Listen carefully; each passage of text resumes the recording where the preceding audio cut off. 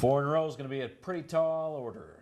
It is, but I mean, hopefully the Bison can do it. They are back. The NDSU football team kicked off its fall camp today, and the team has a lot of new people to rely on after losing head coach Craig Bull and starting quarterback Brock Jensen. That didn't seem to change the optimism at camp, though. For the 3rd year in a row, NDSU was ranked #1 in the FCS coaches preseason poll, but Century grad Carson Wentz says there are still some pieces missing. First week or two, I think biggest thing is just finding depth at a lot of positions.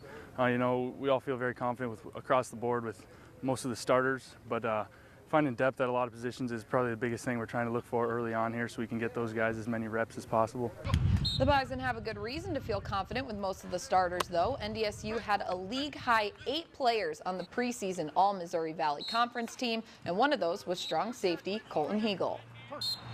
I think since lofty expectations are every year, and I think that's a tradition here, is to always get better at something. So just pushing yourself each day to do something better, whether it's weight room, footwork, you know, classroom stuff, or in terms of playbook, just knowing something else and learning something new. The Bison kick off the season on August 30th against Iowa State.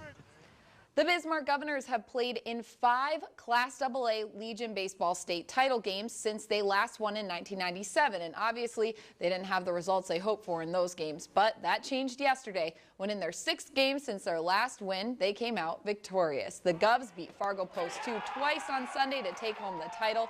Jared Spooner was named the tournament MVP, and the coaches say that every win was a team win. I can't say enough about how they just stepped up, and whether it was on the field making defensive plays, at the plate, you know, on the pitcher's mound pitching, in the dugout, picking up teammates, cheering on the team. It was from 1 through 15. It was a team effort that brought us this far. An advantage this year's Govs team had is veteran leadership. Many of the guys have not only played together before, but also played in state championship games in high school. I think it was just the experience that we have. Like, we have as many returning guys that we have, we should be able to deal with the adversity that we had to. And so that definitely helped us a lot down the stretch. The team took the day off today, but they'll get some practice time in tomorrow to prepare for the Central Plains Regional in Fargo. The Govs are taking on KB Building Services in the first round, which is actually the team they lost to in the College World Series Tournament Championship in Omaha in June.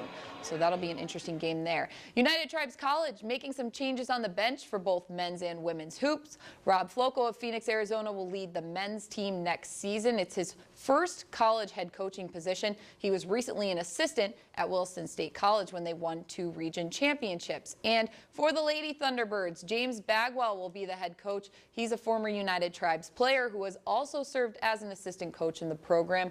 Both teams are only returning a handful of players, so recruiting is key here. Luckily, both coaches have experience in that. We'll hear more from Bagwell tomorrow on the Evening Report. Some success today for a former BHS Demon golfer. Tim Kunik won for the 2nd time on the Dakotas Tour this summer. He won a 4-day tournament in Yankton, South Dakota, finishing at 18 under par with a final round of 66. He had birdies on his last 2 holes in a come-from-behind win, and right now he is the points leader on that tour. So exciting for him, and hopefully he can finish it out and win that. Too bad he didn't finish with a hole-in-one, too. I so know. could have listed him twice. I know. I love reading those hole-in-ones. It's always an exciting thing. All right. Thanks, Marissa.